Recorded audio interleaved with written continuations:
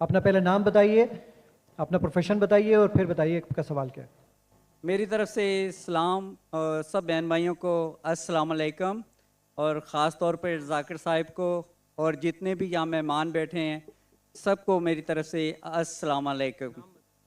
मेरा नाम इखलाक मसीह है और मैं तमाम मज़ाहिब का तालिब इल्म हूँ। जैसे कि जाकिर नाइक साहिब हैं तालिब इल्म, मैं कुरान भी पढ़ता हूँ और बाइबल स्टडी भी करता हूँ। और हमारी एक तंजीम है यहोवा विटनेस के नाम से। वो तंजीम जो है खुदाए वाहिद पर ईमान रखती है और खुदाए वाहिद की तालीम देती है। जैसे कि मसीह अस्सलाम ने यूहन्ना की इंजील 3 की 17 आयत में बताया है कि हमेशा की ज़िंदगी ये है कि वो तुझ खुदाए वाहिद और बारहक जिसे मैंने उसको पहचाने, खुदाए वाहिद को पहचाने। सो हमें खुदाए वाहिद को पहचानने की ज़रूरत है। तो इसी तरह हम जो है तमाम मसीह बहन भाइयों को ये तालीम देते हैं, मगर उसके बावजूद वो जो ना खुदाए वाहिद की तालीम को जो ना बर्दाश्त नहीं करते, एक्सेप्ट नहीं करते। तो मैं जनाब जाकिर साहिब से ये बात कहना चाहता हूँ, क्योंकि मैं इनका बहुत फॉलोअर हूँ, क्योंकि जो भी ये बात करते हैं बड़ी दलील से बात करते हैं और जो दलील देते हैं वो बड़ी काबिल ज़िक्र होती है, काबिल गौर होती है। भाई आपका सवाल क्या है? सवाल ये है कि हमें मतलब हमारा ईमान कैसा होना चाहिए कि हम खुदाए वाहिद पे ईमान रखें और दूसरे लोगों को भी बता सकें इस चीज़ को वाज़े तौर पे। शुक्रिया। भाई साहब का सवाल है कि किस तरीके से हमें एक खुदा पे ईमान हो, और मैंने मेरे पहले सवाल का जवाब में कह चुका हूँ कि फॉर्मूला है सूरह इखलास, सूरा नंबर 112 आयत नंबर 1 से 4। कुल हु अल्लाहु अहद, कहो कि अल्लाह एक है, अल्लाहु समद, अल्लाह द एब्सोल्यूट इंटरनल, लम यलिद वलम यूलद, ना वो जनता है ना किसी से जना है, वलम यकुल लहु कुफुवन अहद, उसके जैसा कोई भी नहीं है। तो कोई भी शख्स अगर कोई भी खुदा की इबादत करता है, उसे कहता है खुदा, आपको इसको टेस्ट पे डालना चाहिए। मिसाल के तौर पे अगर कोई शख्स कहता है कि भगवान रजनीश खुदा है, हम भगवान रजनीश को टेस्ट पे डालते सूरह इखलास के।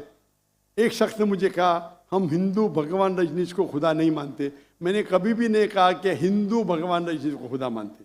मैंने कहा कुछ इंसान भगवान रजनीश को खुदा मानते, हम उसको टेस्ट पे डालेंगे सूरह इखलास के। पहला टेस्ट है कुल हु अल्लाहु अहद, कहो कि अल्लाह एक है, क्या रजनीश एक है? आप हिंदुस्तान में देखेंगे हजारों लोग, हजारों इंसान अपने आप को भगवान कहते, वो एक तो नहीं है। लेकिन भगनी शख्स कहेगा नहीं नहीं मेरा एक ही है। Number 2 Allah Samad, Allah the absolute internal. के रजनीश एब्सोल्यूट इंटरनल था? क्या वो समद था? हम जानते उसकी ऑटोबायोग्राफी में लिखा था कि भगवान रजनीश अस्थमा से सफर कर रहे थे, डायबिटीज मलाइटिस से। आप सोचो खुदा को अस्थमा हो गया, खुदा को डायबिटीज मलाइटिस हो गया। तीसरा टेस्ट लम यलिद वलम यूलद, he begets not, nor is begotten, ना वो किसी को जनता है ना किसी से जना है। हम जानते हैं भगवान रजनीश के वालिदैन थे, वो यूपी में पैदा हुआ। उसके बाद वो खुद, उनके वालिदैन उसके डिसाइबल बनते, उनके भक्त बनते। वो 1981 में जाते यूएसए, और यूएसए में एक गांव रहता है जिसका नाम है ऑरेगन। उसके अंदर अपना इदारा कायम करते, कहते रजनीशपुरम। उसके बाद चंद साल बाद अमेरिकन गवर्नमेंट उसे अरेस्ट करती है और जेल में डालती है। रजनीश कहता है कि अमेरिकन गवर्नमेंट ने मुझे स्लो पॉइजनिंग दी, स्लो पॉइजनिंग। आज सोच सकते खुदा को कोई स्लो पॉइजनिंग कर रहा है। और रजनीश अब वो वापस आते पुणे में, इंडिया में, महाराष्ट्र में, और एक नया ऑर्गेनाइजेशन शुरू करते ओशो।